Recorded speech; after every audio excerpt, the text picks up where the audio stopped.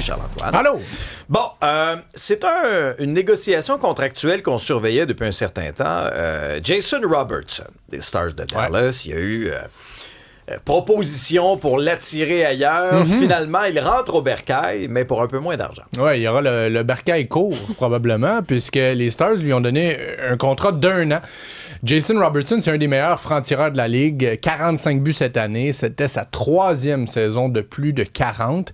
Il t'a fait allusion à cette tentative de transaction lors du repêchage. On voulait l'envoyer avec le Kraken de Seattle et il a refusé. Donc, c'est comme si on lui a dit, bon, ben, tu veux pas t'en aller? Ben, on va te forcer à t'en aller bientôt.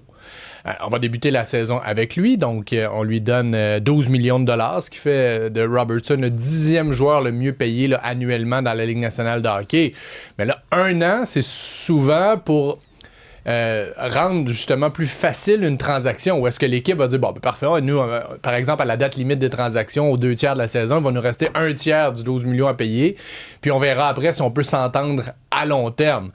Mais c'est quand même... On a évité l'arbitrage là, en faisant tout ça. C'est pourquoi ça a été annoncé hier. Mais quand même très particulier. On sent que le climat n'est pas nécessairement au beau fixe avec les Stars de Dallas et un de leurs meilleurs joueurs. Oui, puis en le faisant de cette façon-là, surtout si dans le contrat, je n'ai pas vu tous les termes, mais tu sais, est-ce qu'il y a des clauses de non-échange où les Stars vont avoir beau jeu de dire, regarde... Ben, et surtout après... Tu vas y aller à Seattle, mon grand. Ben, tu vois, l'autre élément, si on le conserve, si on préserve ses droits pour les 12 mois, là, il va devenir joueur autonome sans compensation. Donc là, il n'y aura plus nécessairement de latitude là, du côté des Stars de Dallas qui avaient le droit de premier refus puisqu'il était avec compensation. Football canadien, les Alouettes qui poursuivent leur domination. Leur domination et leur récolte, là, c'est un début de saison hallucinant. C'est de loin la meilleure équipe qui compte sur le meilleur duo, le receveur Philpott et le carrière Davis-Alexander. Semaine après semaine, on les retrouve sur le palmarès des joueurs par excellence. Mais là, hier, on a annoncé les 3 étoiles de la semaine. Davis-Alexander, sans grande surprise, le carrière, est là pour une 3e fois. Écoute, a établi un record de la Ligue canadienne de football lors de la victoire. Le plus grand nombre de passes tentées sans interception. Donc, non seulement il est bon, non seulement il est productif, mais en plus, il limite les erreurs. Mais ce que je trouve très intéressant pour la suite, c'est que à ses côtés, dans le top 3 des joueurs les plus méritants, il y a le porteur de ballon. Donc, au football, le plus tu es diversifié en attaque, le moins tu deviens prévisible. Donc, si les Alouettes deviennent autant, justement, polyvalents, ils vont être tellement difficiles à ralentir. C'est 30 points de façon systématique à chaque semaine. Donc, Alexander et Travis Tice, le porteur de ballon, ont été nommés. L'équipe trône au sommet de la Ligue, a une seule défaite. Le prochain match, c'est dimanche soir. Il faut s'habituer, hein? Il y en avait moins avant des duels le dimanche soir à Montréal, mais c'est l'été. Tu sais, un dimanche soir d'été, c'est comme un jeudi. On s'entend. Pareil, hein? pareil. On peut s'en permettre un peu plus. La 2e équipe dans l'Est, donc derrière les Alouettes, les Tiger Cats d'Hamilton, sont en visite. Donc, tout est possible cette année encore pour les Alouettes. Honnêtement, à moins d'un dérèglement complet. Il faut un peu raffermir la défense. Il faut raffermir également notre façon d'aborder les 2e demi. Parce que tu vois, c'était 22-0 le match en fin de semaine.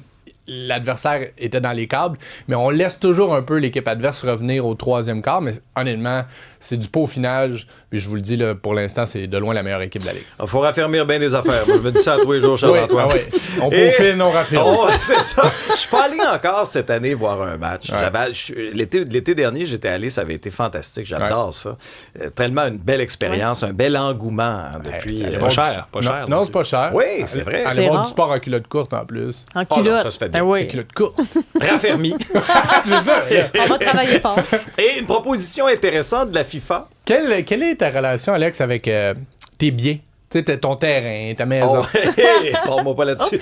Non, moi, je suis très... Il y a l'étincelle dans l'œil. Oui. Tu sais, dans la vie, là, c'est une expression en anglais, mais Richard Martineau avait fait un texte fantastique là-dessus, les somewhere puis les everywhere, que je vais traduire. Donc, tu sais, si tu as un grand sentiment d'appartenance d'où tu viens, et ceux et celles qui viennent d'à peu près un peu n'importe où. Puis bon, moi, j'ai un très grand sentiment d'appartenance d'où je viens. Vous savez, mes belles Laurentides, puis c'était l'Abitibi avant ça, mais mes belles Laurentides, c'est chez nous, j'ai ça tatoué sur le cœur. Puis non, mon terrain, je suis un peu comme John Dutton dans Yellowstone. Là. Je protège chaque pouce. Ah oui, tu marches le périmètre de ton terrain avec un fusil.